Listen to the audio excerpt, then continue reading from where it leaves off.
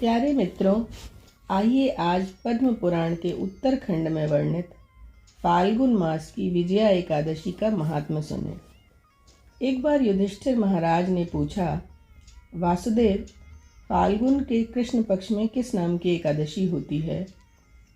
भगवान श्री कृष्ण बोले, युधिष्ठिर, एक बार नारद जी ने कमल के आसन पर विराजमान होने वाले ब्रह्मा जी से प्रश्न किया था, सुरश्रेष्ठ, फाल्गुन के कृष्ण पक्ष में जो विजया एकादशी होती है, कृपा करके उसका पुण्य वर्णन कीजिए। तब ब्रह्मा जी ने कहा, नारद सुनो, मैं एक उत्तम कथा सुनाता हूँ जो पापों का हरण करने वाली है। यह व्रत बहुत ही प्राचीन, पवित्र और पापनाशक है। यह विजया नाम की एकादशी राजाओं को विजय प्रदान करती है, इसमें तनिक भी संदेह नहीं है। पूर्व काल की बात है, भगवान श्री रामचंद्र जी 14 वर्षों के लिए वन में गए और वहाँ पंचवटी में सीता तथा लक्ष्मण के साथ रहने लगे। वहाँ रहते समय रावण ने चपलतावश विजयात्मा श्री राम की तपस्विनी पत्नी सीता को हर लिया। उस दुख से श्री राम जी व्याकुल हो उठे। उस समय सीता की खोज करते हुए वे वन में घूमने लगे। कुछ दूर जाने पर उन्हें जटायु मिले, जिनकी आयु समाप्त हो चुकी थी। इसके बाद उन्होंने वन के भीतर कबंध नाम के राक्षस का वध किया। फिर सुग्रीव के साथ उनकी मित्रता हुई। तत्पश्चात श्री राम के लिए वानरों की सेना एकत्रित हुई। हनुमान जी ने लंका के उद्यान में जाकर सीता का दर्शन किया और उन्हें श्री राम की चिन्ह रूपी मुद्रिका प्रदान की। यह उन्होंने महान पुरुषार्थ का काम किया था।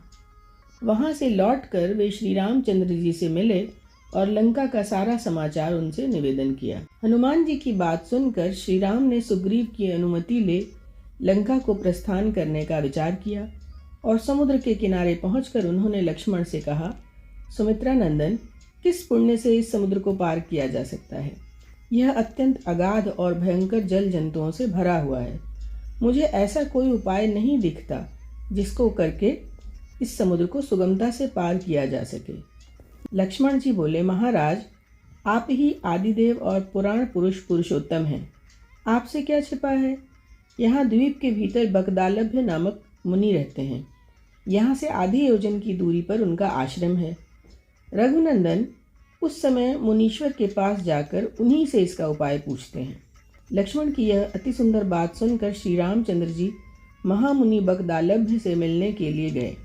वहां पहुंचकर उन्होंने मस्तक झुकाकर मुनि को प्रणाम किया।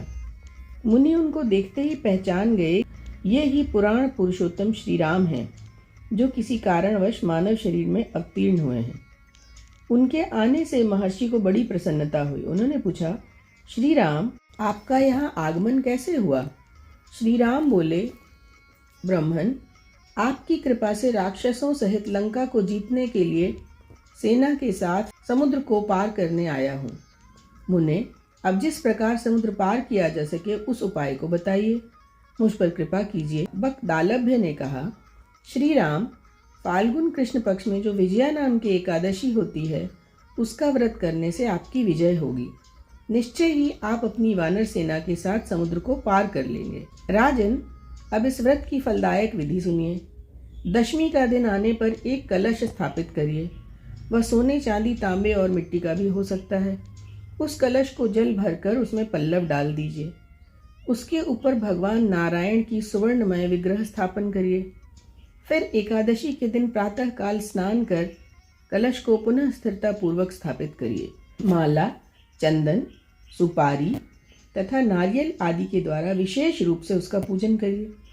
कलश के ऊपर सप्त धान्य और जौ रखिए। गंध, धूप, दीप और भांति भांति के नैवेद्य से उसका पूजन करिए। कलश के सामने बैठकर सारा दिन उत्तम कथा वार्ता आदि के द्वारा व्यतीत करिए और रात में वहां जागरण करें। अखंड व्रत की सिद्धि के लिए घी का दीपक जलाइए।